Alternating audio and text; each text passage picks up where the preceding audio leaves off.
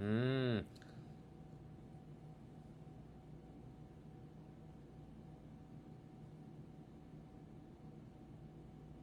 Anong paratang ni Vic? May kredibilidad ba yung taong yan? Yung ba yung, sino ba? Si Vic na ano? Yung nilalangaw yung libro niya. Yung dating ano, bongo ni BBM na ano, na pera bigla. Ayun. Alright guys, welcome back dito sa latest episode natin ng Meta. Alam ko yung mga iba sa atin ay tuwan-tuwa dahil nasabayan nyo po yung ating discussion ng Volume 2. Another 2 hours conversation. Masakit pa yung aking jaws sa kakakasalita and all. Today, including in 2 hours conversation natin, yung double RW with Congressman Walden Bello, former tenured professor, emeritus professor Walden Bello, and ex-secretary Ronald Llamas, future lover ng bayan, future senador Ronald Llamas, and of course, yours truly, isang uh, humble na very, very small-time vlogger lang. Alright, so thank you so much sa lahat ng mga nanonood sa atin kanina, and I hope you appreciated yung discussions natin. Hello din sa ating mga ka-cool pals. Hindi yung mga kupal na DDS na mga cool pals, sorry. Hello din sa ating mga kaubayan joining us from different sides of the world. Xie kay Victoriano joining us from Kaohsiung ba, Taichung ba, Taiwan ba, saan ba? And also from Laguna, paki-hi naman dyan kay kay Dan Fernandez. Dan Fernandez, so yung taga Laguna ba yan? Alright guys, ito, mabilis lang ha. Obviously, dami natin pag-usapan, but I just gusto natin balikan a couple of things. Isa dyan guys, obviously yung, Taichung. Kaohsiung. Isa dyan, balikan natin itong Senate debate nung isang gabi dahil may mga highlights naman tayo na interesting. At of course, yung mas interesting na usapan which was itong usapan na ano yan ulit? Yung Oh, Alvin, yes, ako po yung nagte-taekwondo dati sa Baguio. Opo. Nabutan niyo yata ako nung brown belt pa lang ako. Charot. Going back to this. Wait lang, sobrang sabaw na ako. Kanina umaga pa tayo nagtatrabaho. My goodness. Oh, grabe pa yung traffic kanina. Ito. And then yung harapan sa Senate kanina, kinausap si Bato de la Rosa. Sa tingin ko, that was a very good interview, podcast style by no less than, what's her name? What's his name? What's her name? Of course, yung our good friend si Karen Davila. Okay, makulit guys. Mamaya na tayo mag-shoutout. Well, let me concentrate. Medyo sabaw na ako. And tsaka kahapon, kaysa magpahinga tayo, glamour shots pa tayo. Medyo may patingin din tayo medyo may mga bagong glamour shots tayo. So, ipopost din natin yan. No, but guys, I want to go back to some of the highlights of the debate, especially yung intervention ni Ma'am Heidi Mendoza. Really, really solid yung kanyang intervention. And also, in fairness kay Luke Espiritu, I think okay din yung kanyang sagot kahapon kay yung dati natin kapuso at kaibigan natin si Ma'am Jessica Soho. And then, of course, I want to start with Bato de la Rosa. And then, let's go to Sara Duterte. Itong news na papunta na tayo sa exciting part. Actually, in the coming hours, eto na, magtipon-tipon mga DDS vloggers. Magtipon-tipon mga vloggers, fake news peddlers, mga ganun. Diyan sa TRICOM, sa Kongreso, sa Batasan. Kanina dumalang tayo sa Batasan, malapit doon kasi yung yung pinuntahan natin kanina na pang vlogging natin. So papunta na tayo sa interesting part. Also, kaya nga nagtanong ako kanina, kamusta naman ang mga yung mga bayaran nan sa Beijing. I'm sorry sa yeah, alam na. Hindi ko sinasabi yung mga bayaran ng pretentious na major vlogger na wala akong sinasabi. And then etong kay Sarah, no? So pag-usapan natin very very quickly habang may pa ako, consciousness pa tayo. Grabe, napagod talaga ako. Okay. Oof. Unang-una, let me just say, please pakihintay guys ha. Don't get excited. Pahintay na lang guys yung please don't get over excited.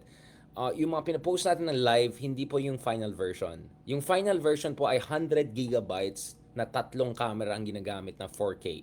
Alright? So sometimes it takes 2, 3, 4 days, sometimes 1 month for us to, hindi 1 week, 1 week sana at most, to edit some of this 4K, 100 gigabytes, multi-camera editing. So shoutout dyan sa mga production team natin. Yeah, medyo nagkaroon ng production team ng konti. So hintayin nyo yan bago ako ma-upload yung finalized version.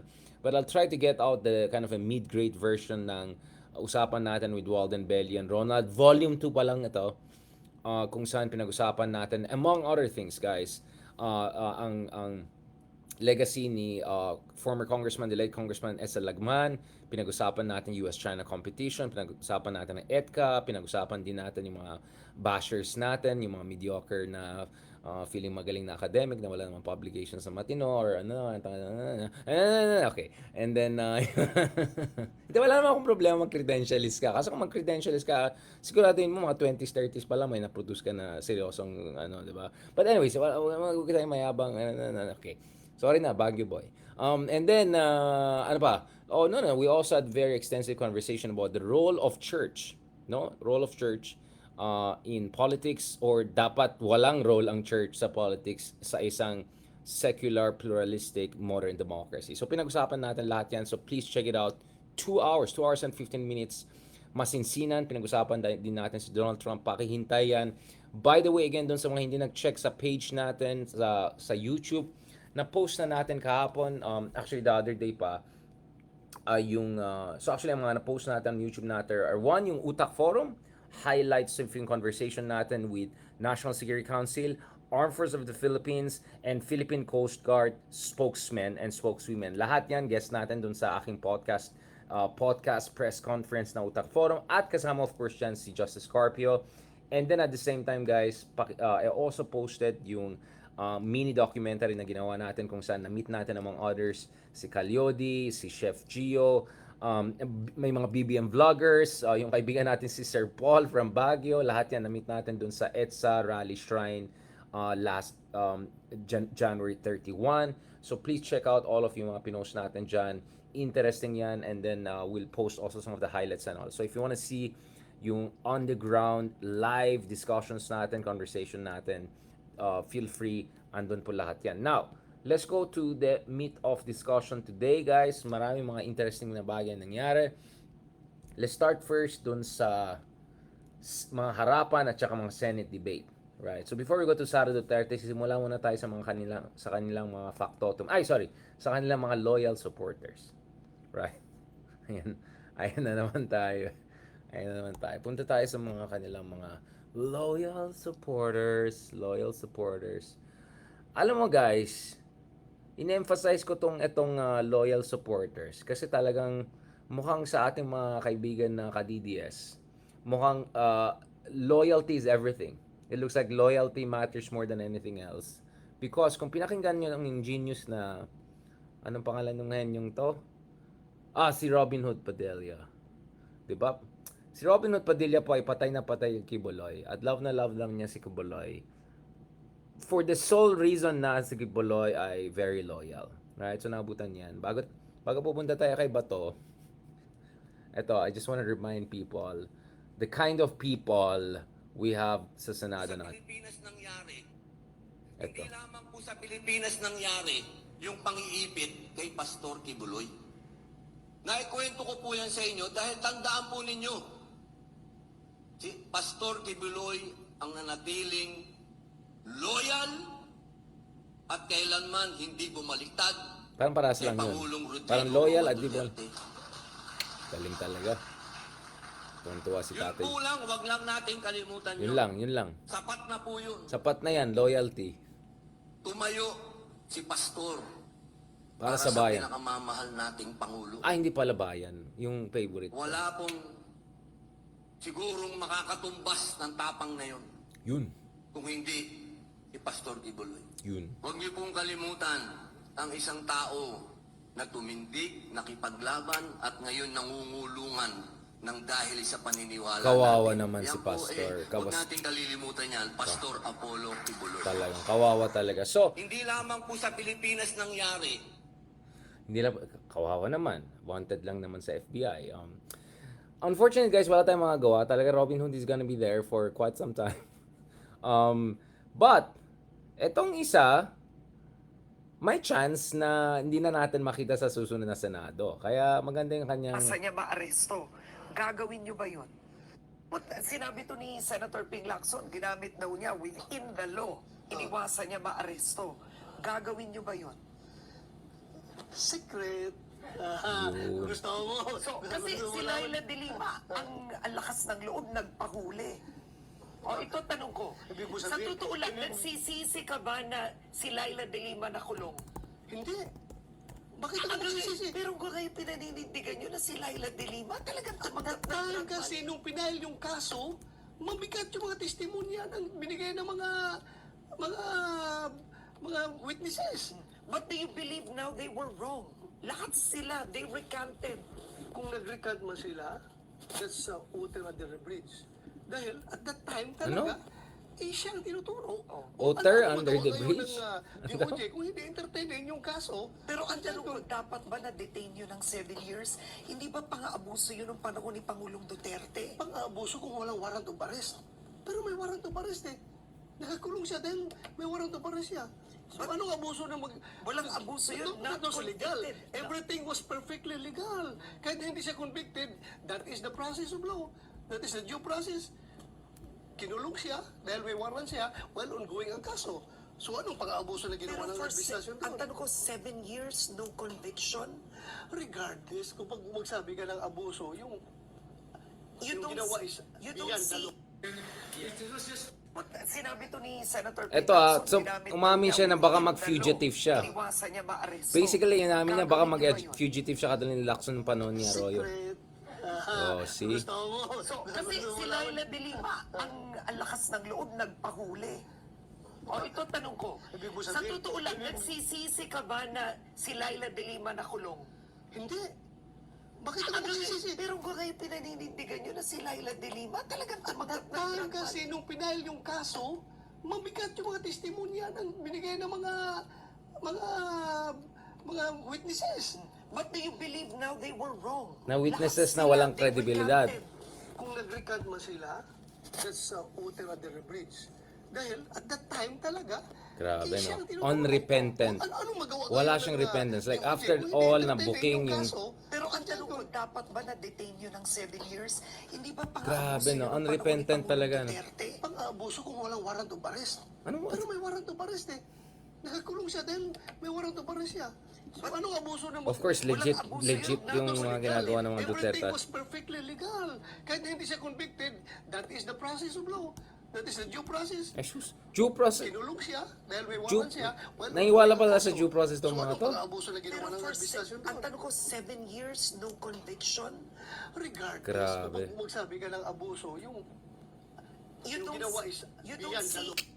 Sinabi to ni Senator Ping Grabe, Lacson, ginamit daw niya within Unrepentant. the law. First of all, guys, let's just be very clear, ha?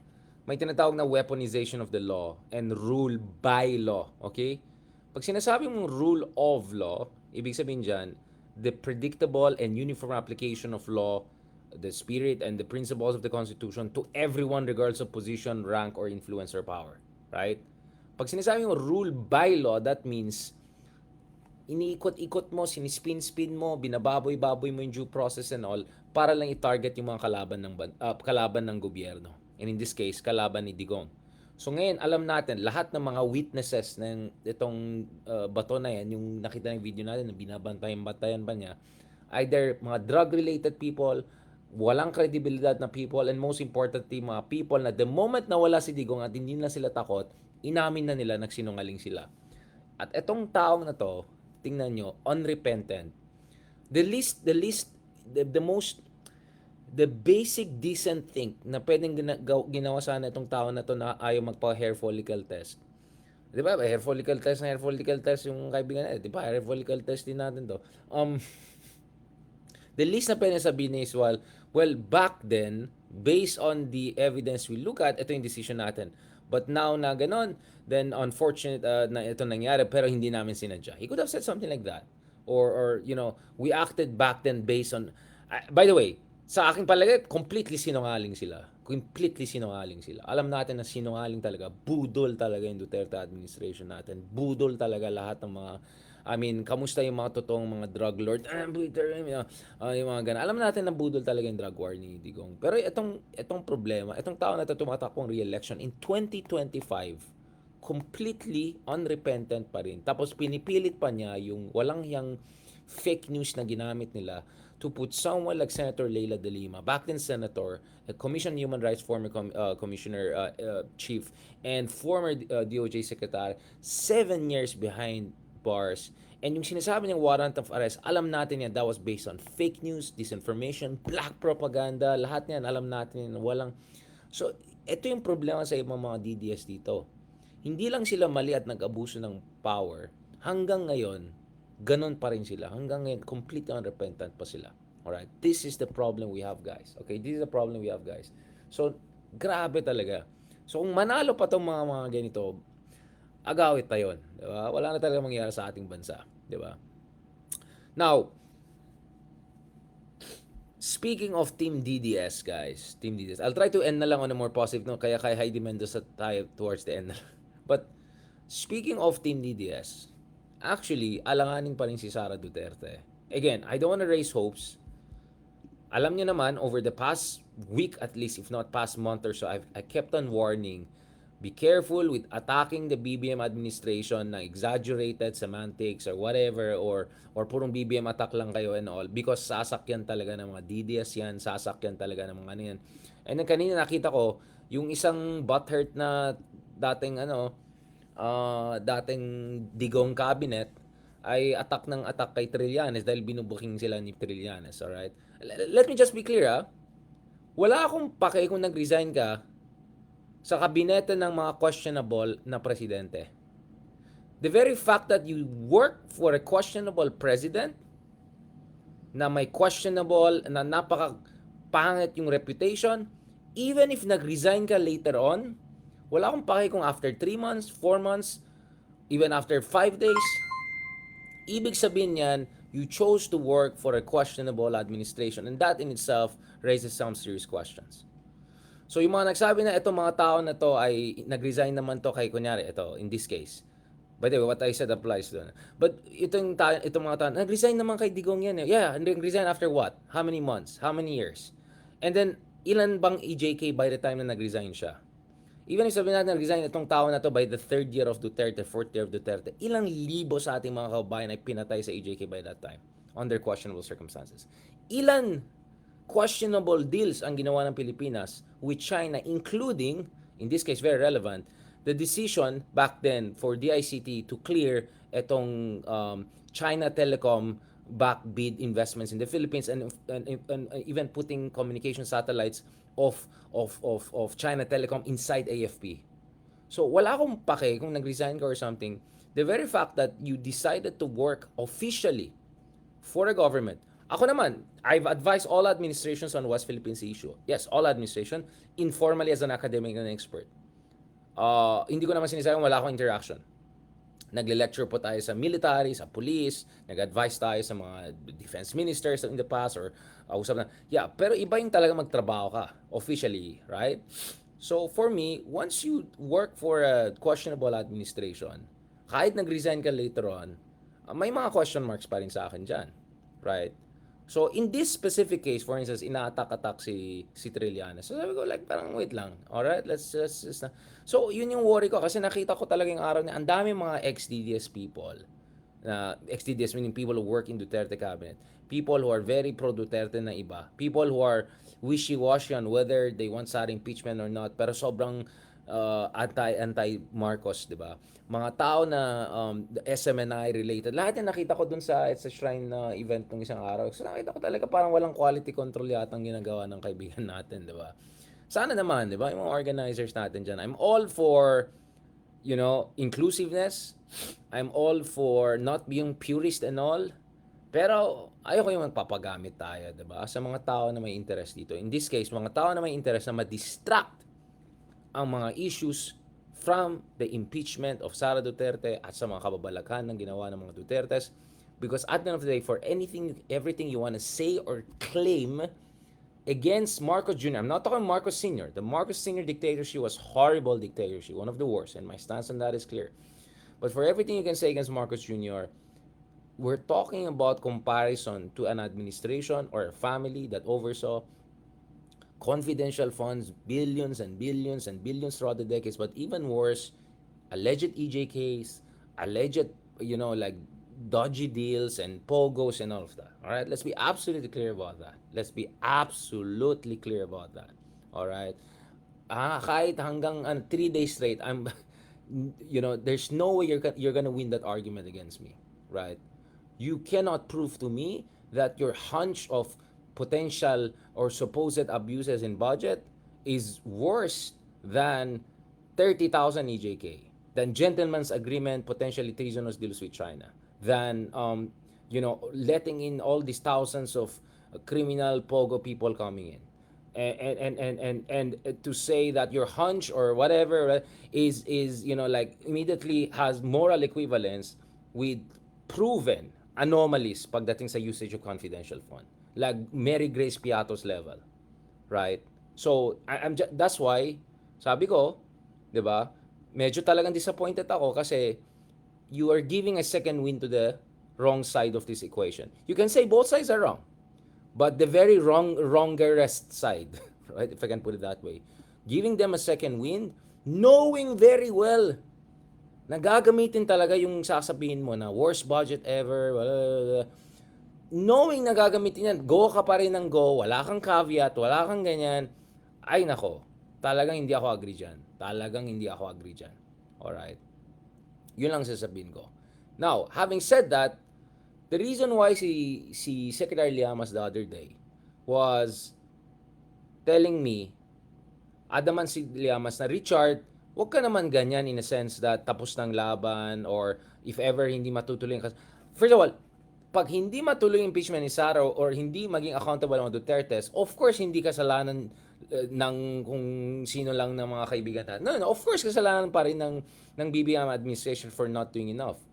But when you know na kulang sa political will yung presidente, you know na questionable yung mga tao sa Kongreso, you know all of those things, at you know that nakatenga itong mga DDS, SMNI, at alam mo talaga na nakalatag na, ready na yung mga troll farms nila to exaggerate anything, and then go pa rin, attack na ng attack kay BBM and GAA and all of that, ay may problema talaga tayo dyan.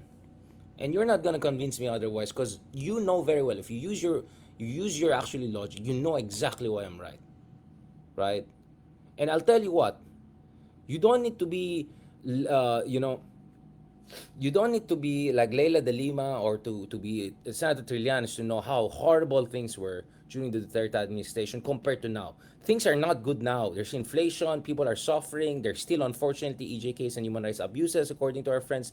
We interviewed Human Rights Watch Chief si Caloy the other month, sorry. Yes, there are still problems and abuses. Pinatay yung kaibigan natin ng iba sila, yung isang bayani natin, si Percy Lapid. Horrible things have happened in the past few years. But it's not like all of these horrible things were the conscious decision of BBM or something like that. Some of these horrible problems are actually a legacy of Duterte time or beyond the control of administration. And yes, sometimes kasalanan administration because of incompetence or lack of action or wrong decisions, yes. But never forget how horrible things were during the Duterte administration. They were really, really difficult and horrible. Good luck calling Duterte having the worst budget and accusing him of corruption back in the day.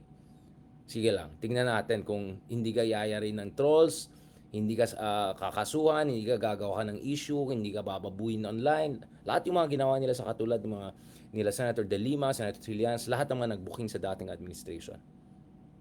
Right?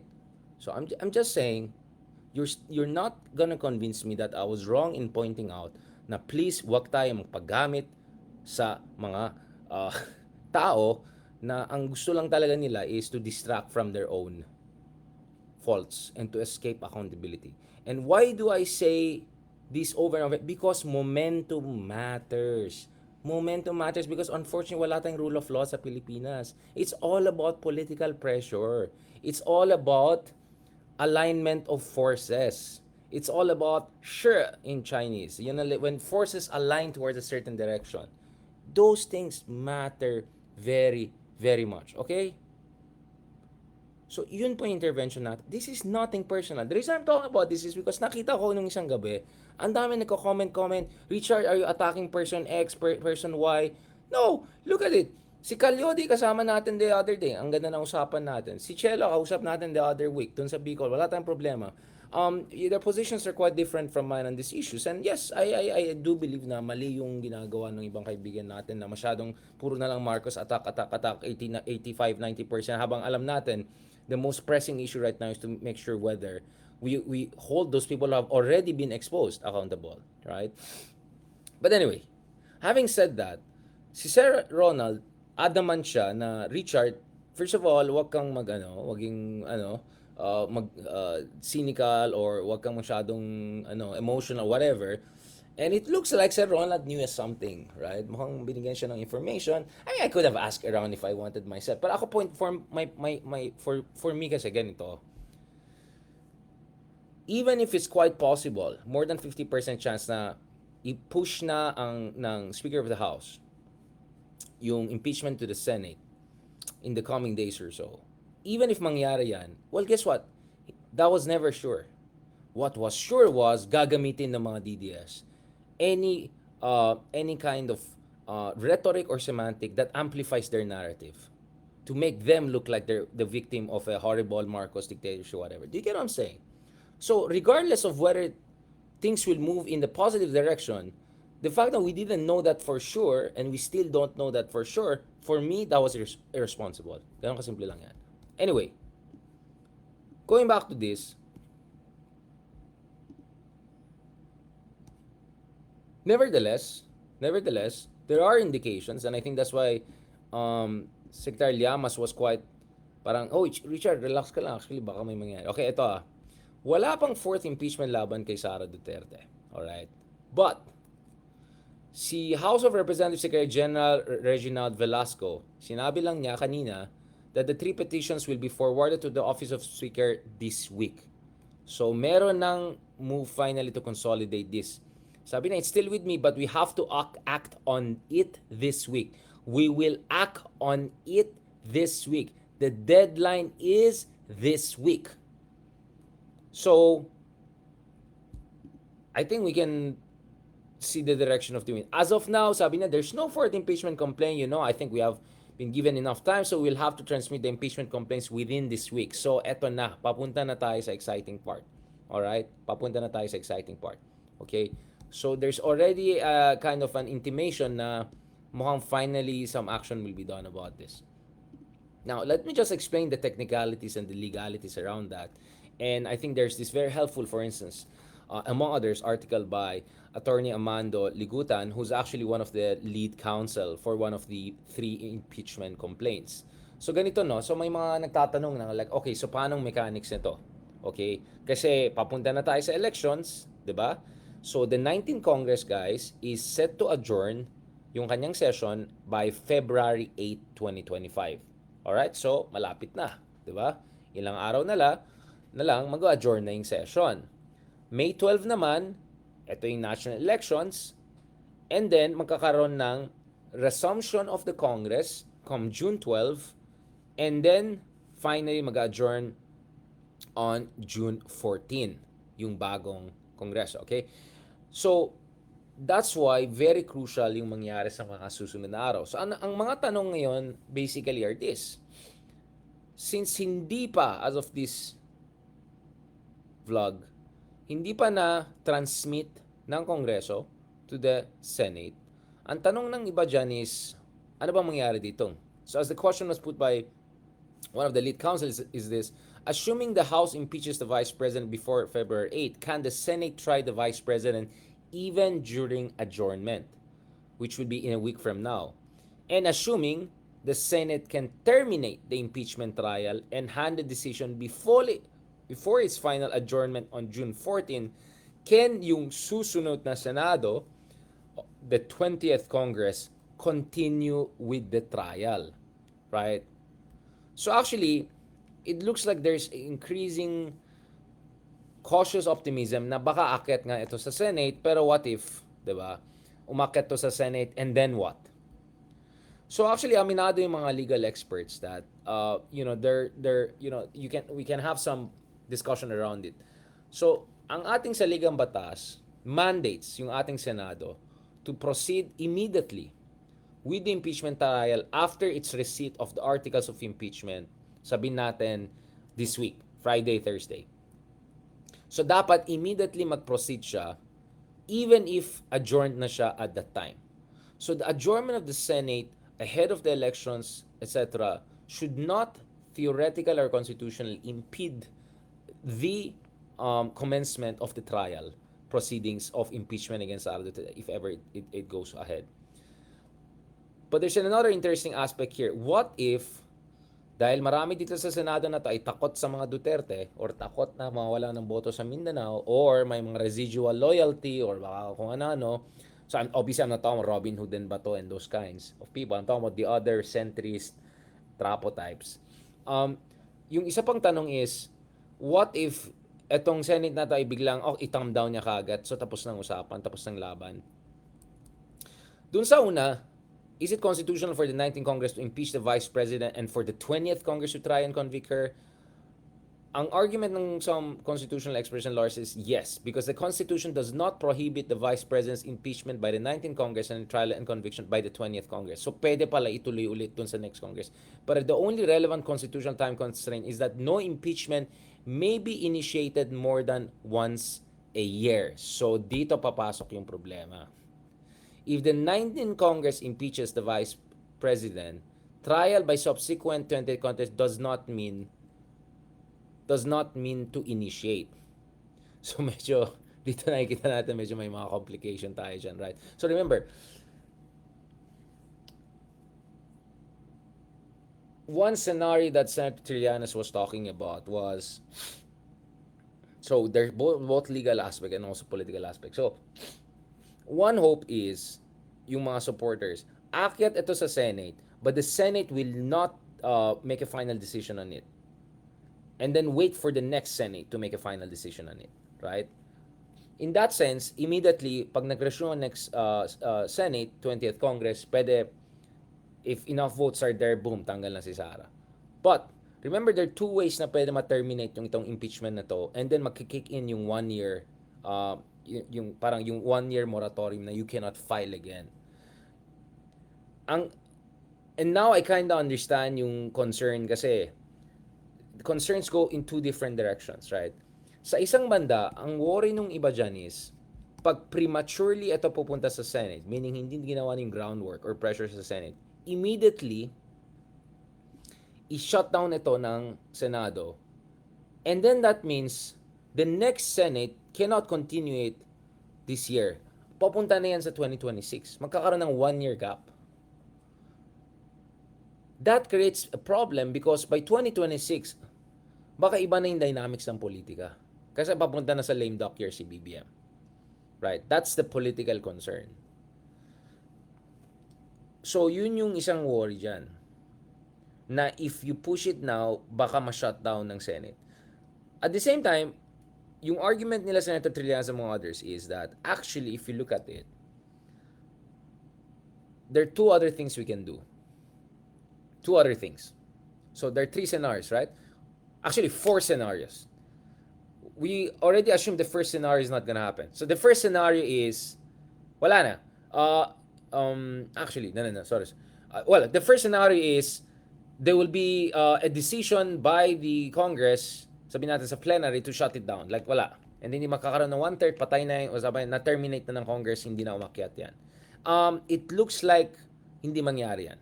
Again, this is 55 to 45 probability, right? Okay, because we don't have a 100% certainty. But if you listen to what the House leadership is saying, it's like, mukhang the 1/3 will be produced.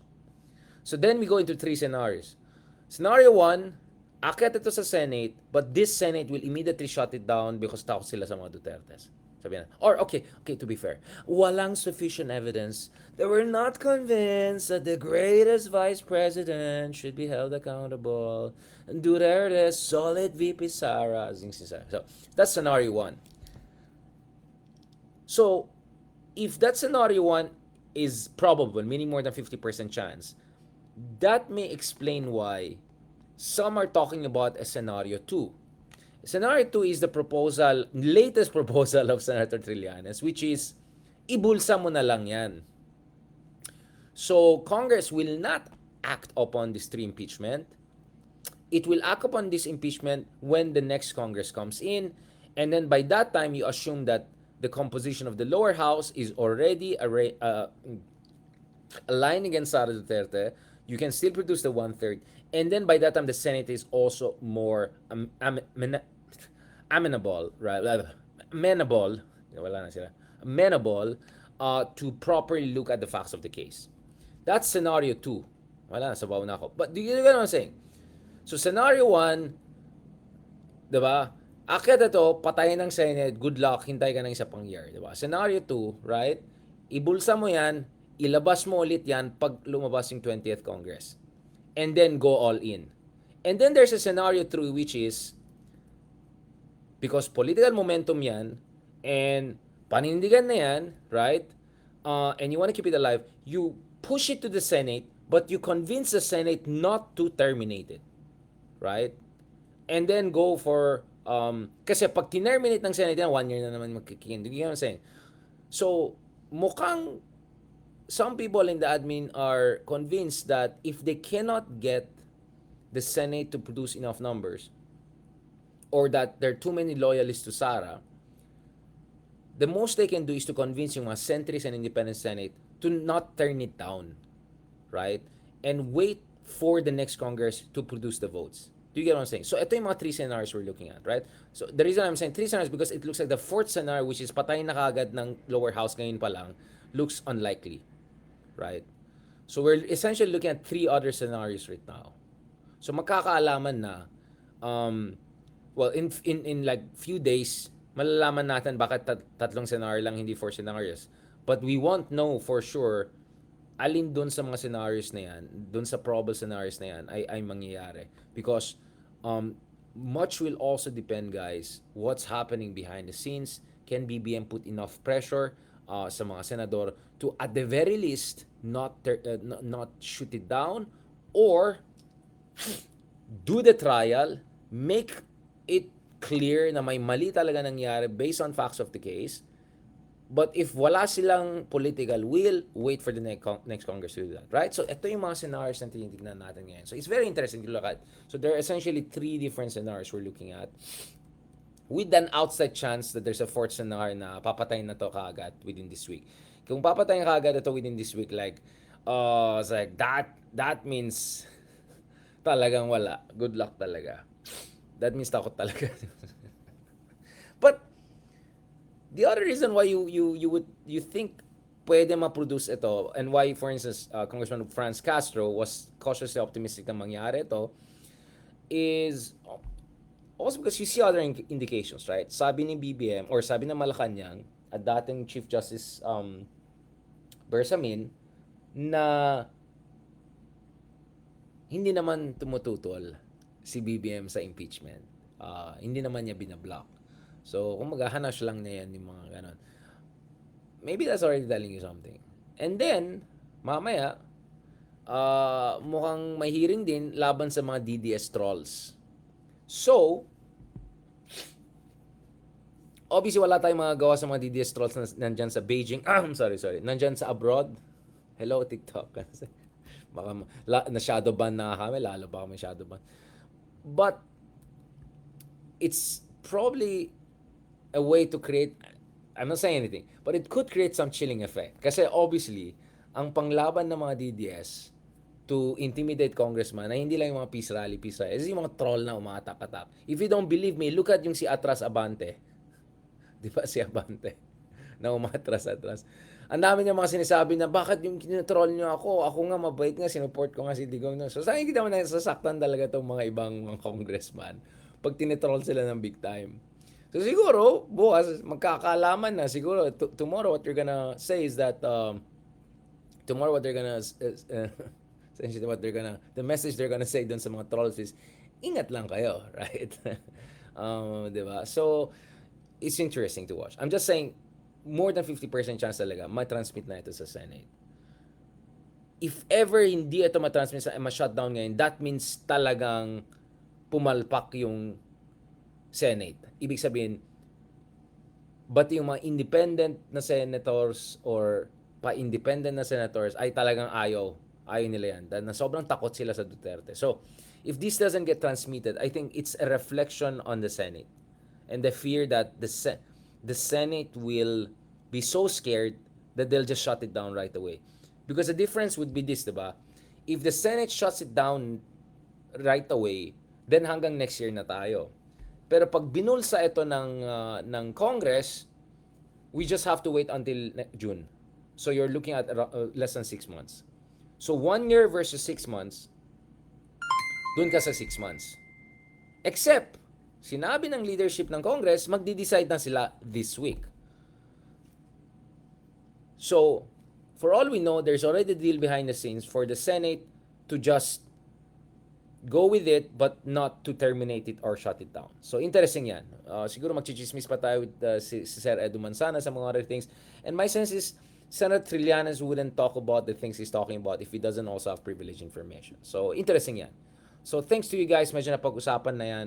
Napag-usapan na natin, guys. Itong mga different scenarios na yan. Alright? Very, very interesting. Sasha Venus, walang yakang troll ka. Anong pinag-usapan mong walang kalokohan yan? Ayan, kayo mga troll, yari kayo. Ayan, yari kayo. Etong walang yang troll na to eh. GGSS pa. Walang ya. Okay, anyway. Thank you very much. Kasi may TikTok din na live dito. At I really feel na sinishadow ban ako. Like, literally, our videos goes from 300,000 views. Tapos ngayon, kahit 1,000, biglang wala. And it's like, we know what's going on here. Tapos biglang mababan yung account ko. But anyways, thank you pa rin sa TikTok Philippines for at least keeping my account alive. And kahit pa paano, we're trying to get the message out. Alright? Thank you very much, guys. I know medyo pagod ako and medyo exhausted ako and all of that. But I'm trying my best to get the ideas out there. So these are the 3 scenarios you have to keep in mind. Unless, surprise, surprise, game over na give up ng Congress, which looks like it's not a possibility. At least if I were to believe Ronald and to believe yung mga pasimpleng sinasabi ng House leadership ngayon, and looks like the direction of the wind based on mga gagawin yayari nila yung mga trolls tomorrow. Alright, thank you very much, God bless, and